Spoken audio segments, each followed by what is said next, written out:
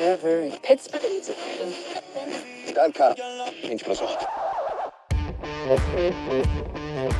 And now, fresh off a 30-year break from his life in over-the-air radio, here's the host of the most originally named 15 Years Too Late podcast, JaySapChats.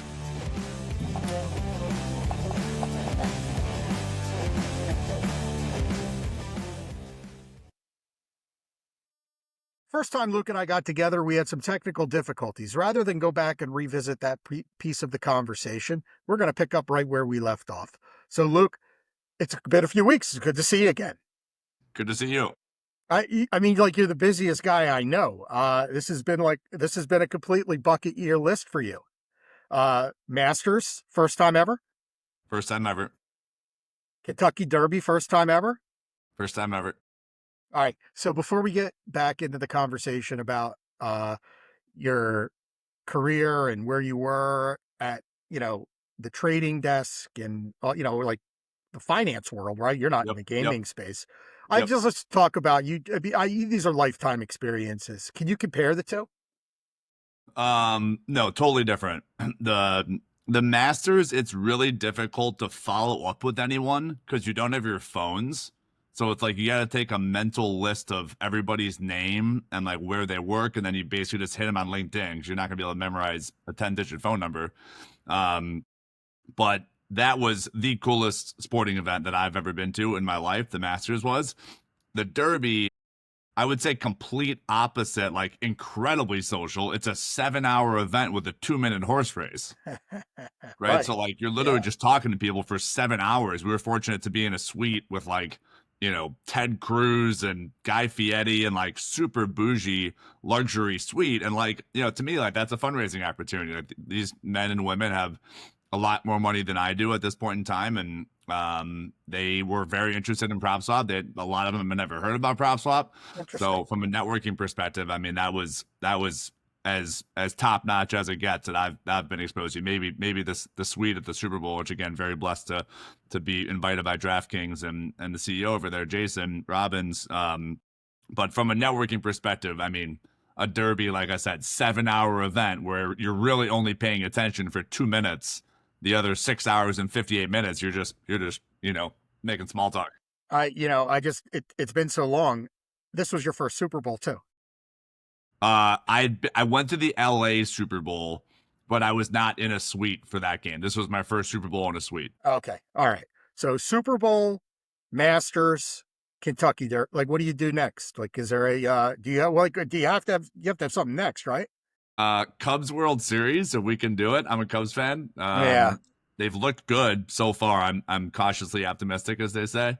But I don't know. That's my best guess. There's certainly the Bulls have been long eliminated from the NBA. So I'll be in New York City this weekend. I don't 10% chance I can go to a Knicks Pacers game.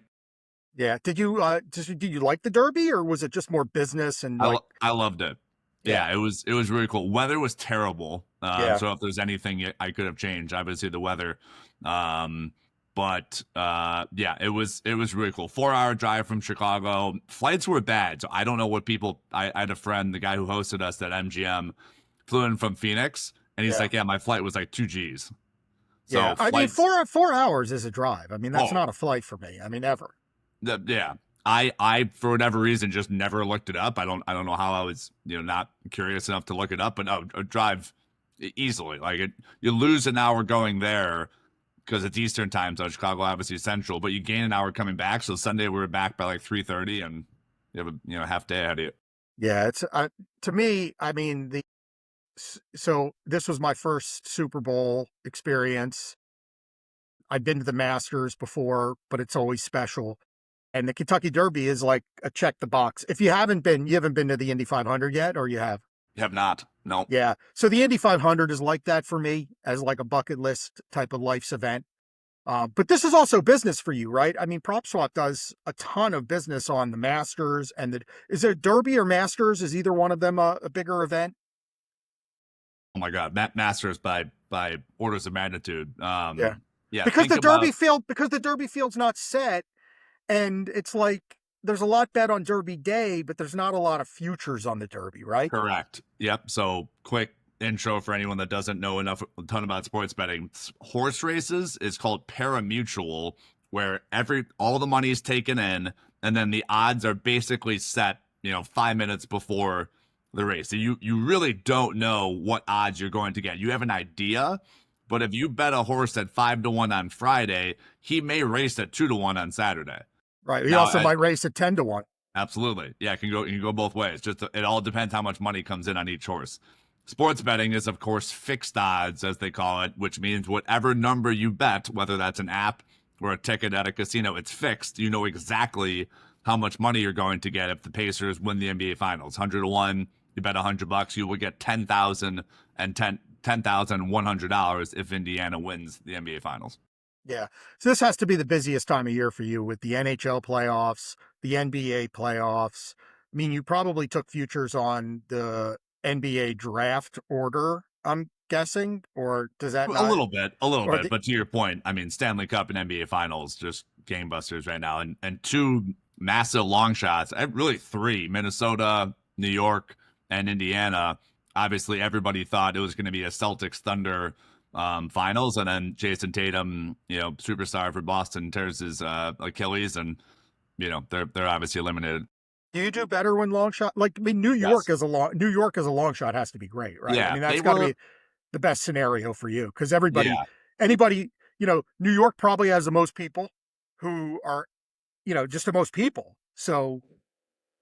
Yep. New York checks two boxes: public teams, which we want, and long shot. You don't want a favorite and a non-public team. So like the Thunder, probably not going to be great, right? Like not a really popular team, but they've been the favorite the entire season. So A, not a huge fan base, and then B, if you got the Thunder at 2-1, are you going to sell them at even money now? Like it doesn't really make sense to use PropSwap when a team goes from really low single digits to the favorite. Like it's like just ride it out. Your profit margin is so small by selling that bet, but if you have the Pacers are like perfect, pretty public team. Indiana loves their basketball. Yeah.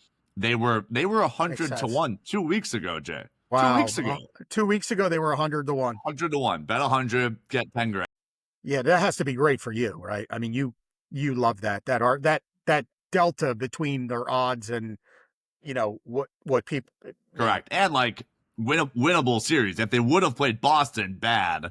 Yeah. Right, but this is winnable. I'm not, they're obviously not the favorite. The Knicks are favorite, but like that is a winnable series. If they would have played Boston, I mean, the Pacers would have been 6-1, just to win the series.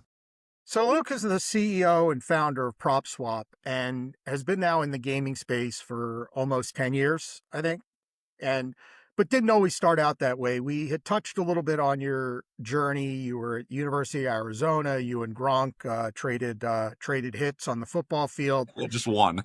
Yeah, sort of. Yeah, Gronk remembers it to this day. I know I talked to him about it. He said, I told Luke he couldn't hit me anymore, so he had to retire.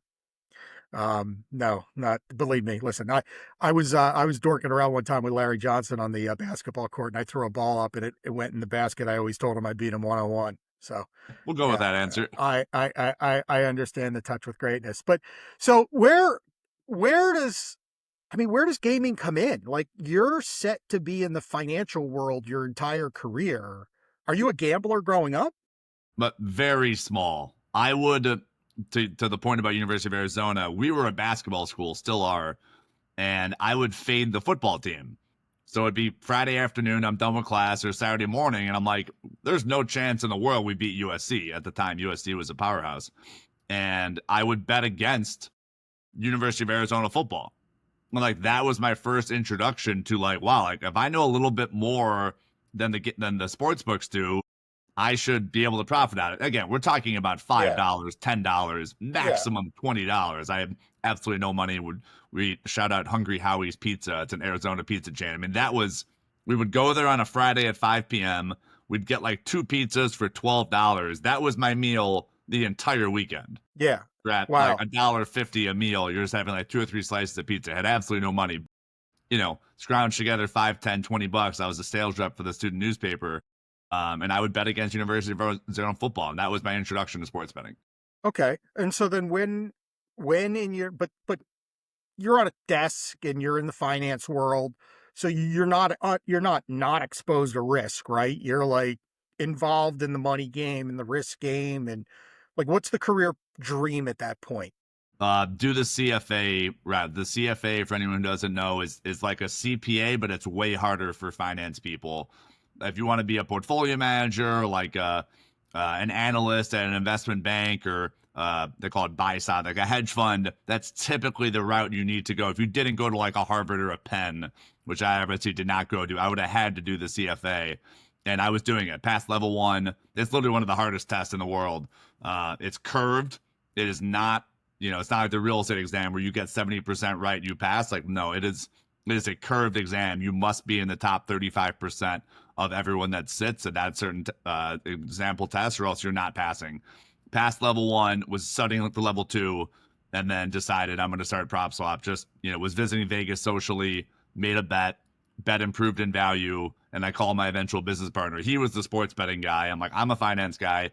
I know enough about risk that, as people in Wall Street say, like, literally it's $1 trillion risk mitigation industry. Like, there's trillions of dollars figuring out how do we hedge. And I just didn't see why that wasn't happening in sports betting. And still to this day, I think, we're the market leader, but I'm shocked we haven't had much larger competitors come in. So your entire business was born on making a bet, having that bet have a potential to pay off, right? Increasing in value, as you say, right? I mean, prop bets, for anybody who doesn't know, I mean, people involved in gaming do, but like, you can bet on, say right now, I'm a Phillies fan. I could bet the Phillies to be in the world, no, to win the World Series. Yep. Well, I could probably bet them to be in the World Series too, right? Absolutely. NL champs, definitely. Yeah. So I could bet them to be the NL champs, we're in the World Series, and I'd get a certain odd on that.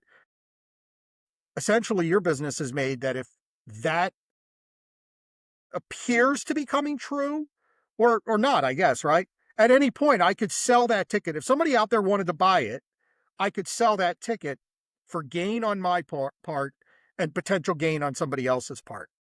Correct. But like, when I go to the playoffs, I mean, so what I'm curious about the model. I'm more curious about how you got into it, but I always wonder, like, why would you bet something so far in advance when oftentimes the odds so close with more sure assurance are so high? Yeah, I would say the answer is everybody loves a long shot, right? Okay. American gamblers, certainly relative to other countries. We're new to this. We've had it for 6 years now. America has, for sports betting legally. Of course, we've been betting on sports hundreds of years illegally. But overseas, they bet, to your point, way more sure things, plus 200, plus 300. Americans love long shots. How frequently do you see some NFL parlay? This guy bet $2 and it pays $100,000 if all of these NFL games go his way. Americans love long shots. And I think that's kind of the premise that we're banking on, is that as people bet on these long shots, we're giving you an out so that if you so choose, you can lock in some money and then go rebet that team. I tell everybody, like, if you want to rebet Indiana, the Pacers, you've came so far in this 200-1 bet. You bet $100 to come this far and say they lose to New York and you walk away with nothing. Like, to me, that's unacceptable. Like, you have to just take some chips off the table, but then take some chips off the table and just go rebet the Pacers. You get the best of both worlds. Have your cake and eat it too. What was the bet that you had that increased in value that helped start this business? New Orleans Saints to win the 2013 Super Bowl. And what do you remember what you bet? $50. And what were their odds? At 80-1. So you were set to win $4,000 if they had won. Yep. Did they win? Yep. Did not win. And you got zero. Yes, because there wasn't a website to sell it back then. I would have sold it in 2 seconds. So, right. So the age old adage is, right, well, why don't you just sell part of that ticket, right? But like, that didn't exist, right? Still really doesn't. We are starting to do that with mobile bets. If it's a paper ticket, you cannot sell a portion of that on PropSwap. You have to sell the entire paper ticket. If you have a ticket from Encore in Boston, or MGM in Western Mass, or Borgata, Atlantic City, whatever it is, you have to sell the whole ticket. Now, if it's mobile, you're basically just signing a contract saying, I have my bet on my DraftKings app, and if the Pacers win, DraftKings will pay Jay $10,000. You'll pay PropSwap, $3,333. You'll sell a third of it. Yeah. So was this your first entrepreneurial venture? Yeah. Okay. And had you ever thought about being an entrepreneur prior to this, or were you? Yeah, I still to this day want to start a competitor to Yelp. I've been noodling on this for a decade. I think you look at the distribution curve of who uses Yelp. It's on the tail ends of the distribution curve. You either hated it or you loved it, but there's the whole 67% in the middle that those people are not writing reviews. And to me, like, how do you get those people to start writing reviews? So that's a business I want to start at some point. And I'll own a restaurant. That'll probably fail because restaurants are terrible businesses, but I love the restaurant space. So how do you go from making a $50 bet, you call your business partner, his friend, not a business partner at the time, he's a friend, acquaintance right? at university. Yeah, acquaintance, met in the dorms at freshman year, stayed in touch, but we're not friends, acquaintances. And give me that conversation. What's that conversation look like? Hey, I know you work in the sports betting industry. I'm like calling him I'll never forget the conversation. I was at the W in LA. The job I had at Bloomberg was amazing. Like I said, my family absolutely lost their minds when I said I was leaving this job. Put us up at the W in Westwood, Los Angeles, on the campus of UCLA, and called them up. I said, hey, you're the sports betting guy. I don't know the answer to this question. Do you agree that someone around America or the world would buy this bet from me? The Saints are now 7-1. It was the middle of the season, and the Saints started off great. They started off the season 7-1. I was like, do you agree someone would buy this from me? He's like, yeah, I do. I have thought about this idea among others in the sports betting industry. I'm not sure why it doesn't exist. And I was like, are you interested in spending a couple hours a week trying to figure that out? He's like, yeah, I would do that. Yeah, but in 2013, I mean, is there legal gambling online in 2000? I don't think so, Only right? in Nevada. Still to this day, it's crazy. 12 years later, still a pain in the butt to bet on mobile in Nevada. This guy Sheldon Adelson, who owned, he's passed away now. He owned the Venetian, casino out there. And most people know Sheldon from owning, don't they? He owned Comdex. Is that how he started before Venetian? Yeah, he may have. And one of the wealthiest people of all time. He was Macau, very big in Macau, China. Yeah, yep. I mean, like a Vegas icon. Yep, Vegas icon. I mean, Bill was one of the quote-unquote founders of Las Vegas, him and Steve Wynn, among others. So he was very anti-betting on your phone. He wanted everyone to go into the casino to get a paper ticket because he wanted the slot machine revenue, which I understand, but there's room for both. It's pretty proven it doesn't cannibalize in-person casino sales. But still to this day, pain in the butt to bet on mobile. So, had to go into the casino, get a ticket. And yeah, this was way before legalization. Legalization happened in 2018.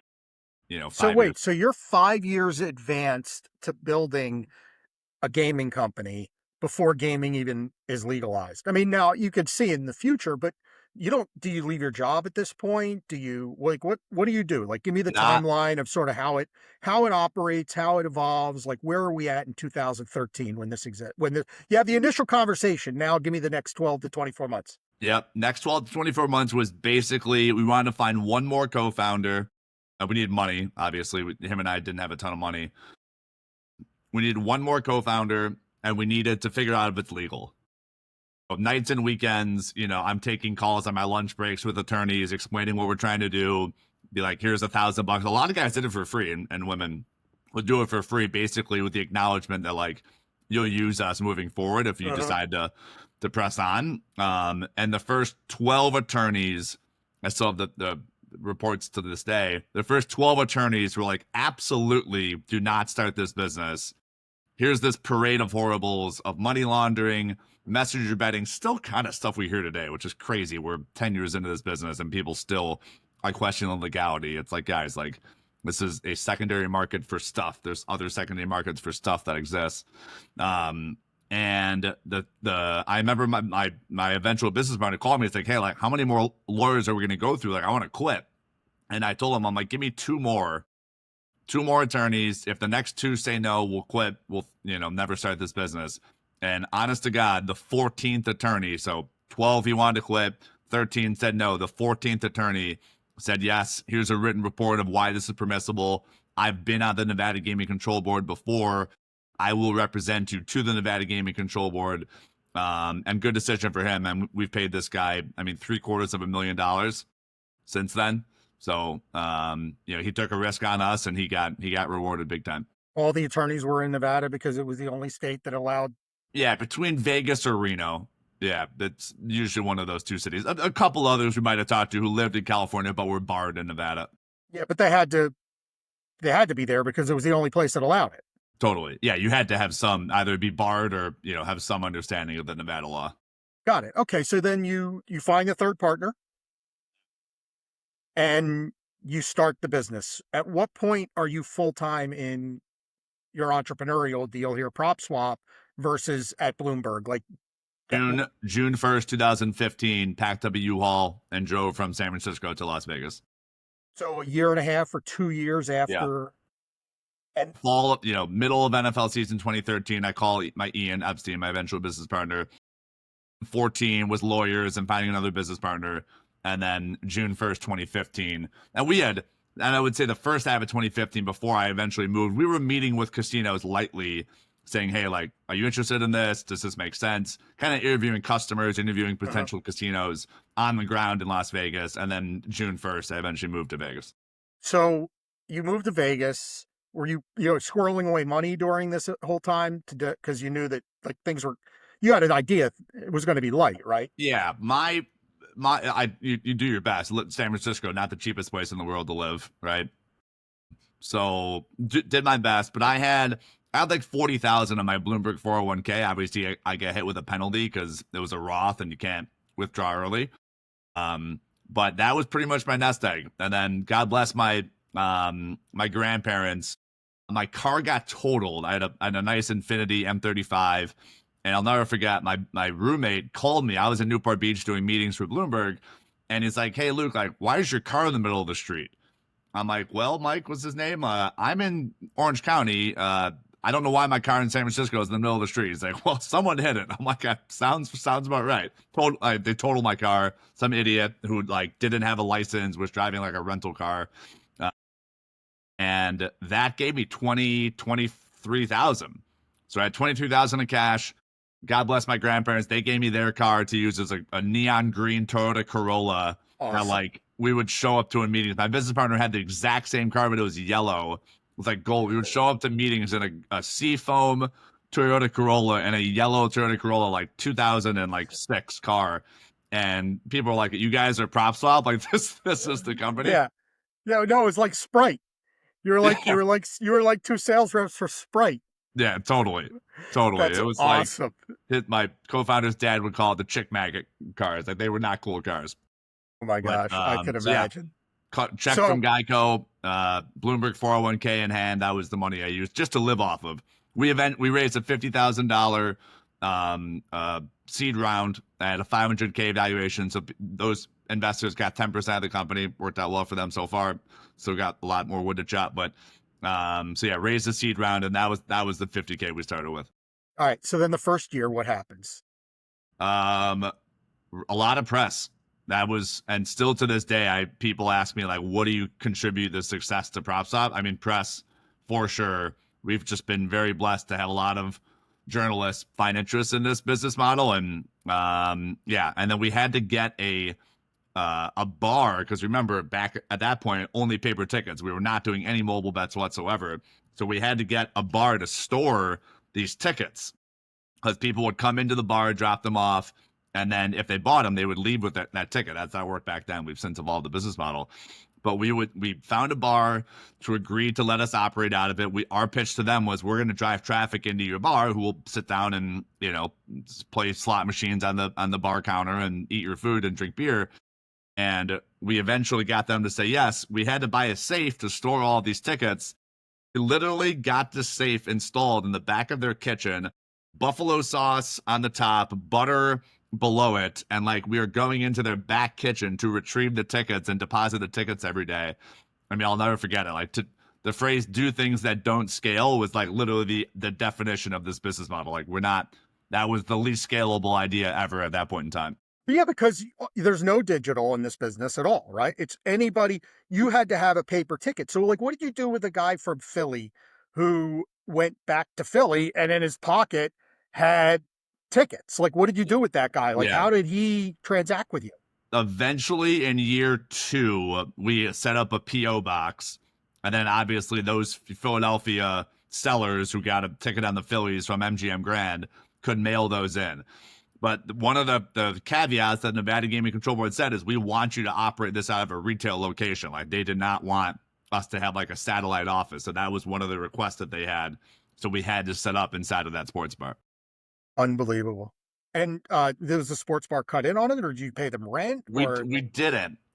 We had no money to do that. But I mean, they got a decent, anytime the Las Vegas Review-Journal, the big newspaper out there, I believe even ESPN gave them a shout out in like a nationwide article, like it's called Sporting Life Bar on Jones Boulevard. I'll obviously never forget those guys. We owe a lot of gratitude to them, and we've given them some cool stuff over the years for helping out. But yeah, no rev share for free. But the trade was, we'll drive people and we'll make sure you guys get mentioned in all the articles that get written about us. It seems driving revenue in this business would have been really hard back in 15 and 16 and 17 without the digital economy. Like, what type of numbers are you doing? Like, how are you paying the bill? Like, how are you, because you're not, listen, no offense, but you're not FanDuel or DraftKings. You didn't raise $250 million for this idea. Like, you're a secondary market. Like, how are you surviving through this? Yeah. Surviving was that the $25K from Geico, and then, the $40K after the penalty fees was like another 25. And then, that's how we pay the bills. And then one other, wonderful stroke of luck is that when I was at Bloomberg, some kid in customer support sued Bloomberg because they made us stay a fair amount of nights. I don't know, like two nights a week. We'd have to stay there an extra like hour and a half, 2 hours dealing with customer issues. So like, basically, if you hadn't resolved the customer's issue yet, you had to stay after 5. And I never complained. It was fine. But when I had left, a law firm reached out to me. They're like, hey, are you interested in like signing up for this lawsuit? Did you have to stay late at Bloomberg a lot? I'm like, yeah, I did. I got $20,000 from that lawsuit from that kid who sued them. That like, what, A, car gets totaled, $25,000 from Geico. B, grandparents give me their car. C, I get another 20 G's from this Bloomberg lawsuit. I mean, everything just worked out that I could stay afloat and keep your head above water. And by the way, my Vegas rent was $400 a month. That was another, we talk about this all the time. Like, if we had started this business back in San Francisco, we never would have survived because, your personal burn rate was just way too high. Right. But this is crazy. What, 28, 29 years old, 27? Yeah, exactly. Yep. So you're 27, 28 years old at this time. Not old, but not young, right? And very susceptible, like everyone else. Not saying you, but like just in that age group. Social media is rampant. Hey, what's Luke doing? Like, people looking at you like eyeballs. You just left a great job, the family pressure. And you're literally total survival mode as you build your business. Like, so what's revenue the first couple years? Like, are you doing a few 100,000? Or when did you hit $1 million? I mean, No, we didn't hit $1 million in sales until legalization. 2018, 2019, we finally hit $1 million. So it took you 4 or 5 years to actually prove that you sort of knew you were going to have a business because the legalization process took a couple years. You knew it was coming. No. No, that is not correct. We absolutely no. That had been rumored since 1997. That was literally a yearly rumor that sports betting was going to get legalized since 1997. And no, I wouldn't say anybody knew. I would say like January of 2018, it got legalized in like April. January 2018 was the first time where there was a decent consensus that this was going to happen, but absolutely not 15, 16, 17. No, we had no idea. We thought cool business. Remember, it was Nevada to Nevada, Nevada seller to Nevada buyer. Then before legalization, it was Nevada seller to New York buyer. And we're like, Mm. okay, if we can start selling legal sports bets to people in New York, this is an interesting business. Maybe we subsidize sellers. We find people that want to sell those bets. Like, obviously, New Yorkers would buy legal sports bets if they could, versus using, Johnny down the street and, they're posting terrible numbers on the Giants and Jets and Knicks because it's a local New York City bookie. He's going to post terrible numbers on the local teams. So that was the next phase of this business. And that's where we said, okay, let's raise a little bit more money. We got I literally had calls with Sequoia, like one of the best venture capital firms ever. They did not invest. So I'm not saying, that we were successful in that, but like they took the call. Like Sequoia's, they're a big deal. They saw this business being interesting. When you saw that gaming was legalized, is that a pop the cork moment for you? You know, at that point it's over. Like not over as in like the work's stopped. Yeah. Because you hadn't made it yet. But like we're first. We have 5 years of history. We've got 5 years of clients.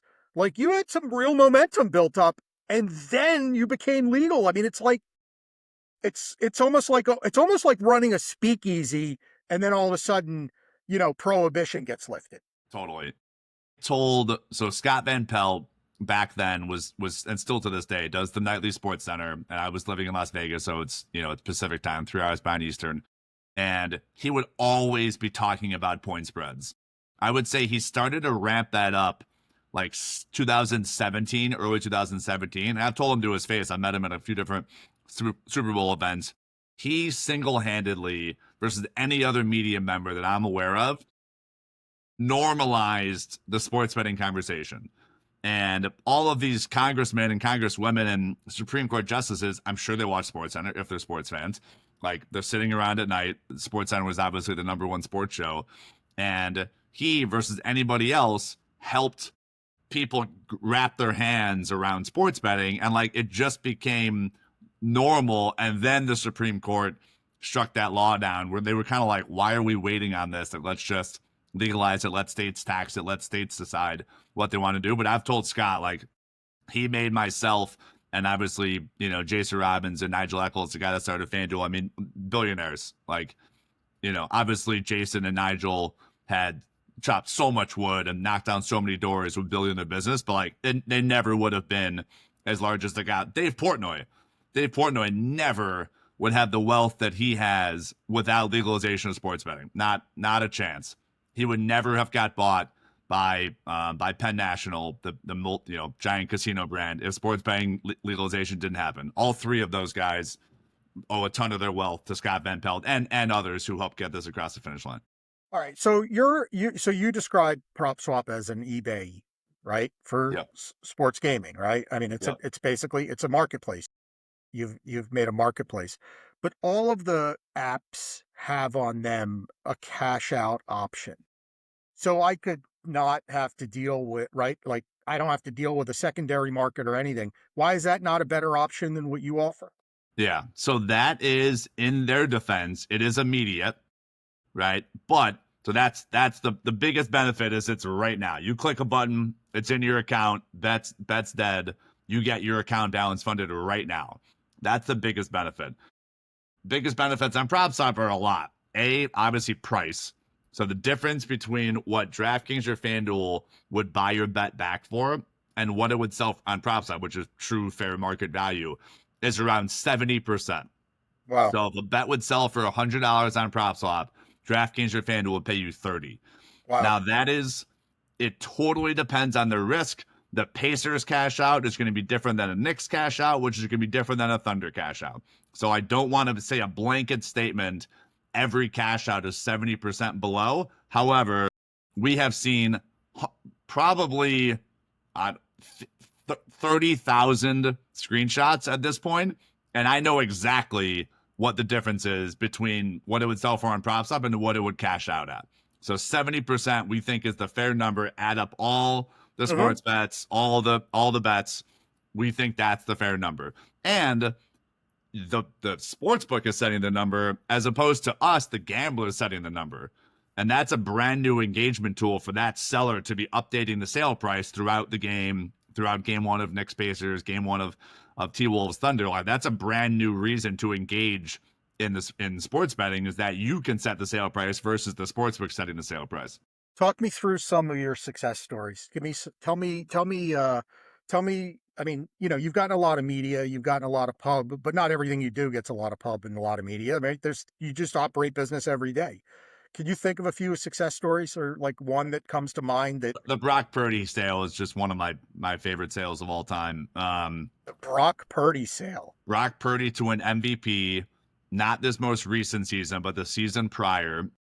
Customer got him at 100 to 1, and he bet $2,000 preseason on Brock Purdy to an MVP. Obviously, fast forward to today, he gets a. So hold on a second. Brock Purdy, the final pick, Mr. Irrelevant in the NFL draft, Yep. right? Yep. Gets put in because of Garoppolo's injury, and then Trey Lance, I think, just wasn't performing. Yeah. Plays like 6 games and takes him to the playoffs, does really well. The following year, you're saying Yes. he was 100 to 1 to win the. That's the following year, right? Yes. My timeline's right? Okay. Yes. He was 100 to 1. Yes. Seems like it should be like 500 to 1, 1,000 to 1. No? It's a quarterback's award. And if we agree, this isn't true, but from a math perspective, agree that all 32 quarterbacks have an equal chance. It should be one and 33 to 1 is what you should get. So he probably was like 20 to 24 based on those 6 or 7 games. So you're saying then exactly 100 to 1 is 4x better than what he was potentially. All right. Exactly. In my mind, it should be 500 to 1, but that's my mind. But quarterback's award, you got 32 options. All right, fine. Okay. All right. So he's 100 to 1. Guy bets $2,000 on him. Yep. Mind blowing. Okay. Yep. Mind blowing. Starts out guns blazing. I mean, just looked great. And is minus 700 at some sports books going into the Christmas night game between the Ravens and the 49ers. Minus 700 basically means that he's going to win the MVP. Right? Bet 700, win 100. Yeah, that basically means that everybody thinks he's going to win the MVP. Right. No chance and anybody else does, right? That's like Cooper Flagg to be the number 1 pick. He was probably more, but it's comparable. It's like deep. Totally. Okay. So there's 2 games left, two regular season games left, and everybody was pointing to that Christmas night game because Lamar Jackson was second.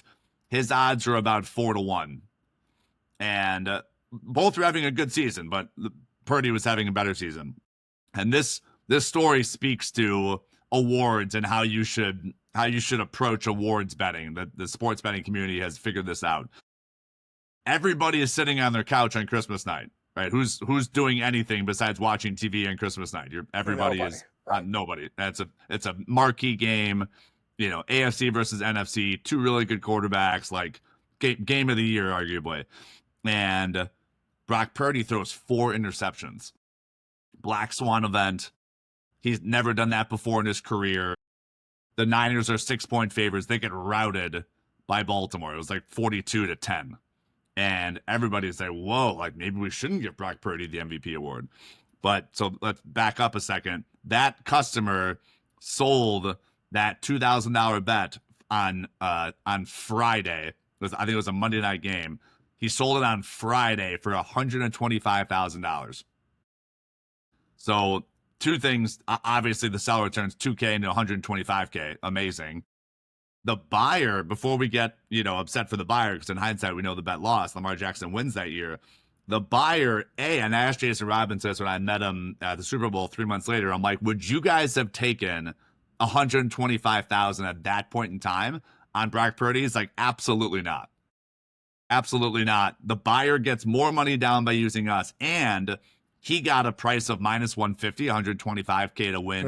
75 is minus 150. Really good price versus the market. So buyer gets way more money down than he's able to. The best price in the universe on Brock Purdy, and seller turns 2K into 125K.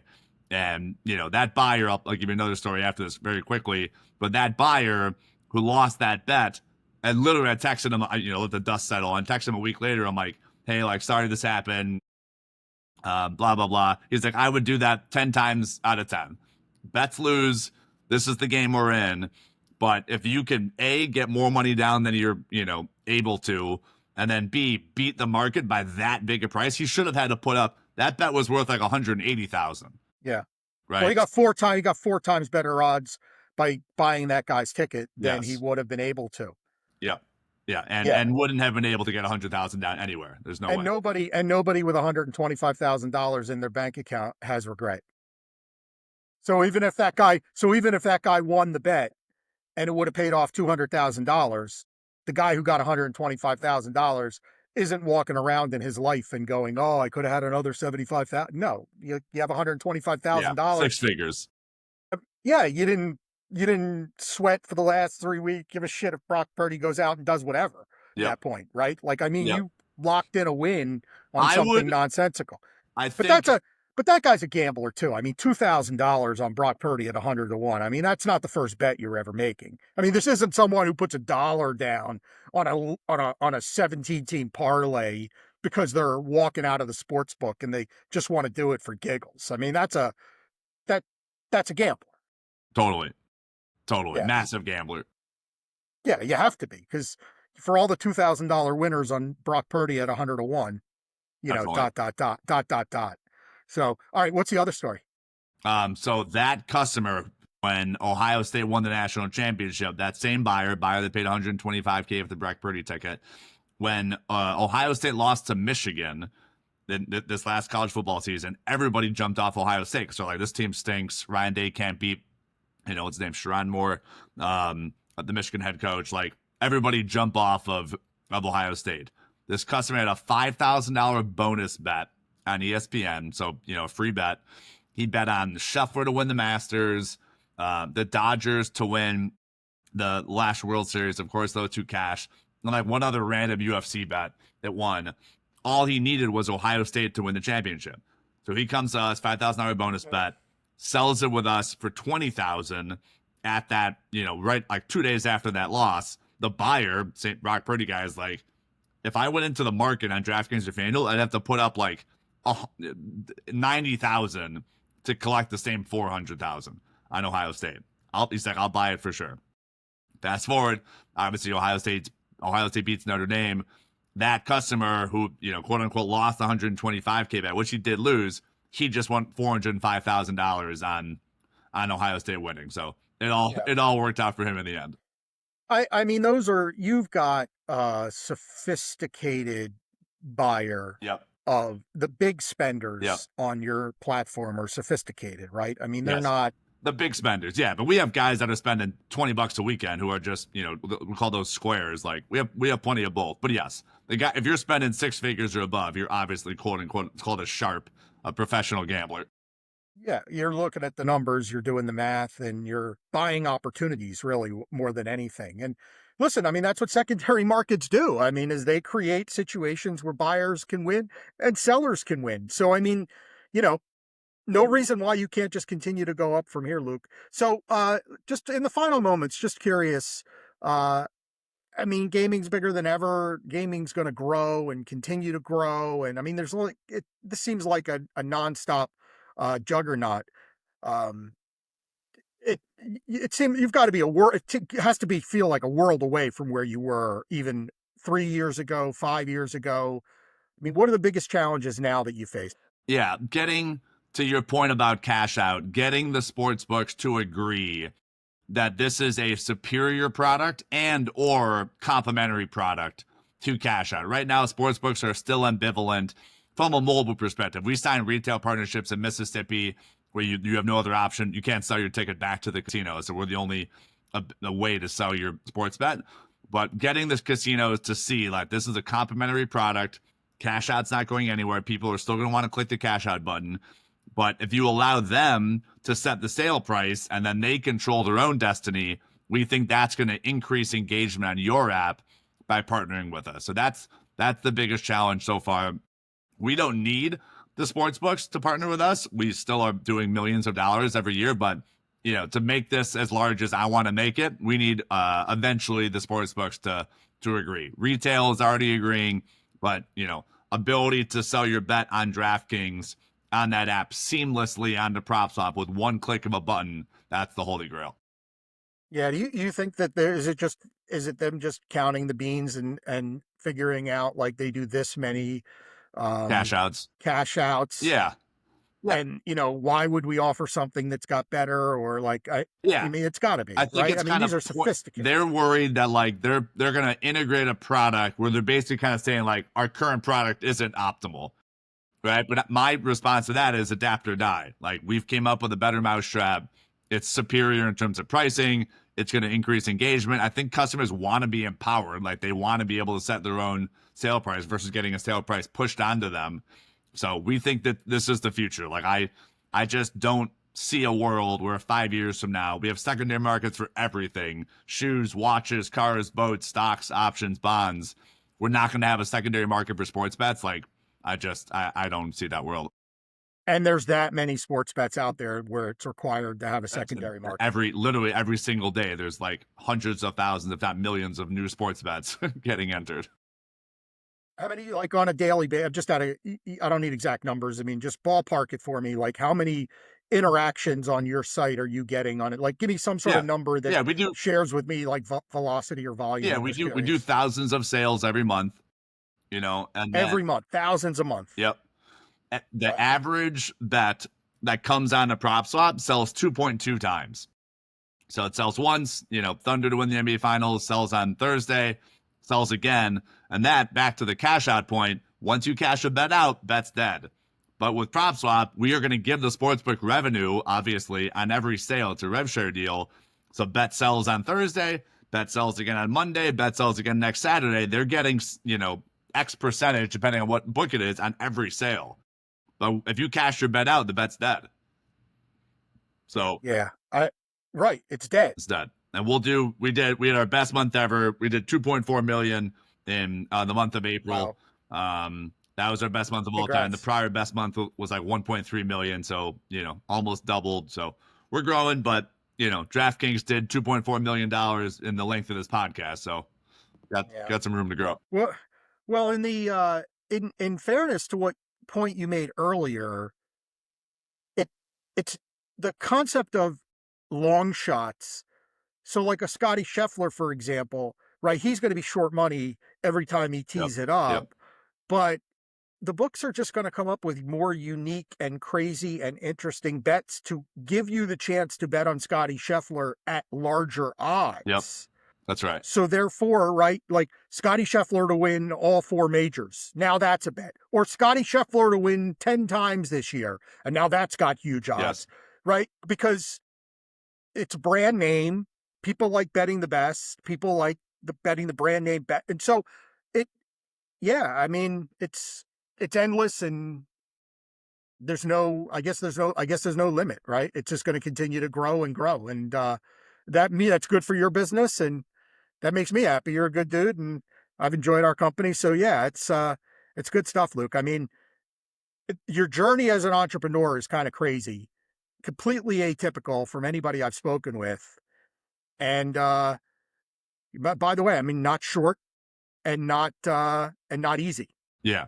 Oh, I have war stories for days. I'll share that maybe on the next time I come on this if I'm invited back. But yeah, it's being a CEO is you see it all, and I'm not alone. Obviously, Jason Robbins got sued by the state of New York, and was told if they don't shut the business down, he's going to get arrested next time he's in New York.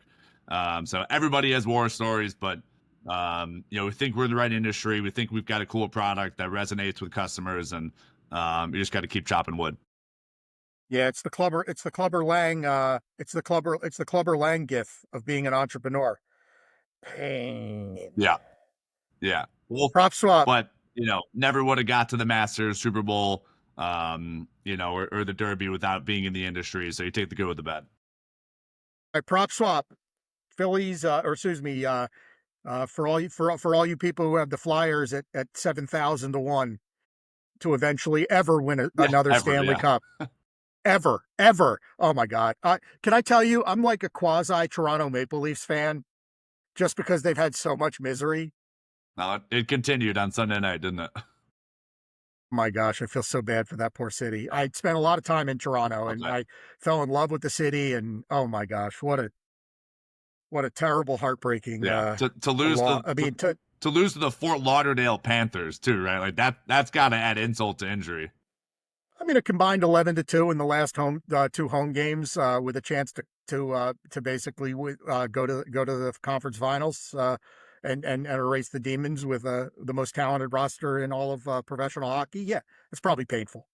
Probably painful. Luke, PropSwap, thank you. Enjoyed it, and we'll catch up offline. And I hope everybody enjoyed another episode of JaySapChats. Thanks for listening.